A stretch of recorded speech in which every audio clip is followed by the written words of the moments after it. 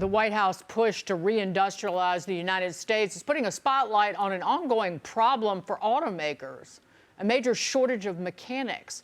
Ford CEO Jim Farley says his company has thousands of open mechanic jobs that it cannot fill, even though the gig pays six figures after a few years of experience.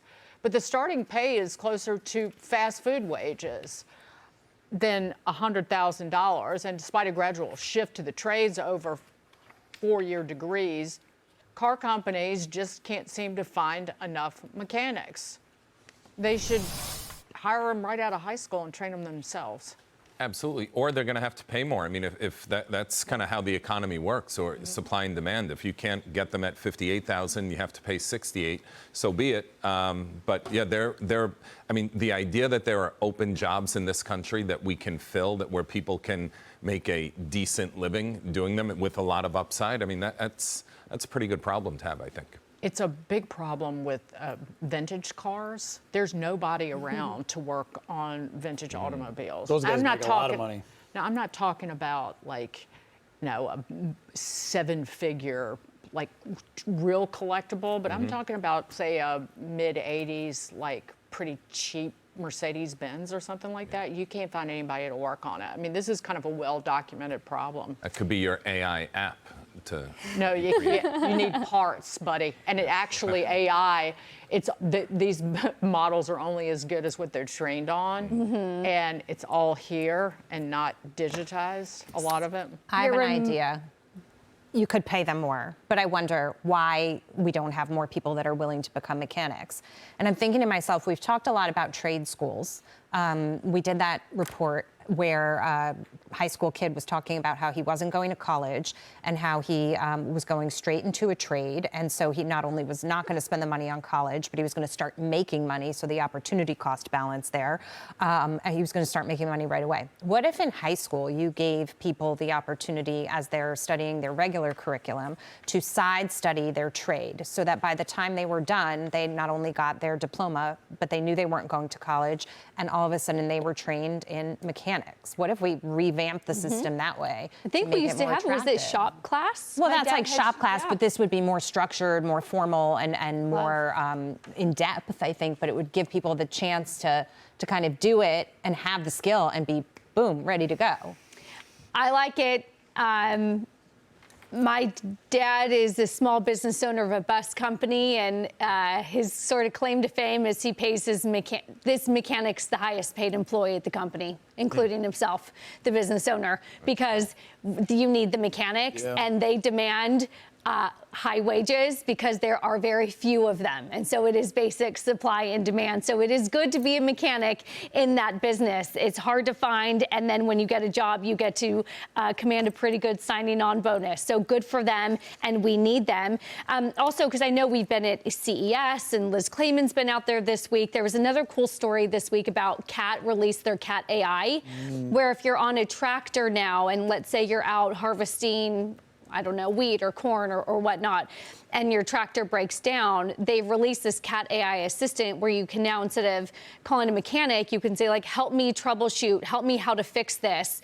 So again, if you don't have the part, it's a moot point. But if you're just trying to figure out how to fix it, it can try to help you and diagnose all the problems. So again, sort of one step in, I think, productivity, efficiency, making things easier. The machine talks you through how to fix itself. That's pretty interesting.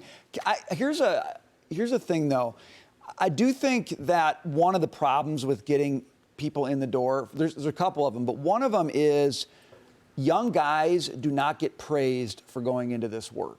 They never get, nobody calls them up on stage. Nobody says, man, you are starting out on a good path. Way to go. There's no social currency for going into these fields because the government has its thumb so strongly on the college route, and everything downstream from that says college good, everything else second best. That's got to change. The other piece of this, and I don't know a lot about this, but I do know this is true. A lot of mechanics starting out have to buy their own tools. Interesting. Which is super expensive. I don't think the government subsidizes those loans. I've never heard Bernie Sanders go out there and say, free tools for mechanics. And I don't think there should be free tools for mechanics. But all these guys are so in love with the university system because ideologically it helps them.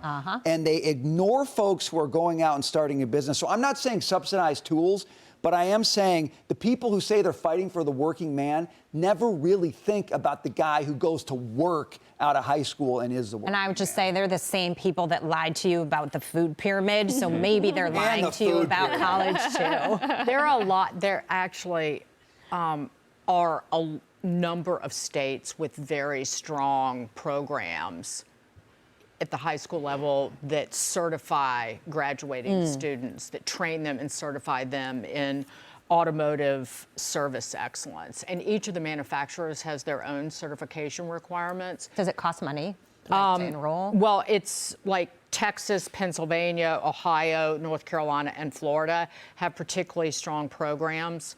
But Texas, for one, many of the school districts will partner with ASE, Automotive Service Excellence Education Foundation, to teach accredited programming, and then you earn your ASE certification before you graduate. That's You awesome. Get out and get a job. Yet another advantage for states that know what they're doing and a disadvantage for the rest of them who don't. And I think, Brian, for the people, you know, it's not cool or you won't get a lot of praise to become a mechanic, yes. But I think also for younger people who can go out and get a job and have that job and build a life and buy a home, you know, I think the thinking on that will shift. That's kind of what good. I hope. And yeah, I think it will. And in a few years, when they're making $160,000 or they have raises or they have a pension or whatever it is they're getting, good for them, because not everyone's going to be a doctor or. And they don't have the debt. Right. One of my neighbor's sons decided to go into trades. He's a diesel mechanic rather than going to a four-year university. And I think he probably makes a lot more than his dad. Wow. Let's talk about big tech, Nvidia. We talked about, remember, Apple and Alphabet is trying to get to number 2 and number 3.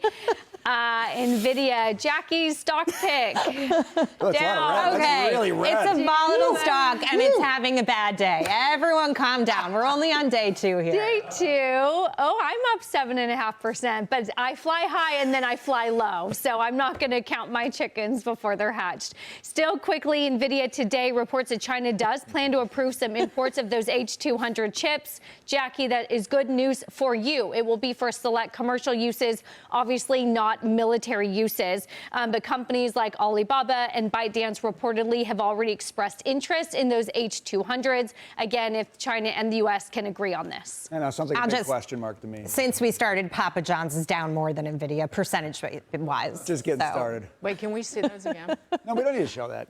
Let's move on. No, we can do We're it tight on time. We got a lot of stuff. Wait, to I do want in to the see it show. again. I'm up Show me again. 7.5%. Yeah, I That's know. all you I want to see how Jillian much. Michaels said that cheese, butter, and meat are very good for you, and that's all. Wait, can I see it again?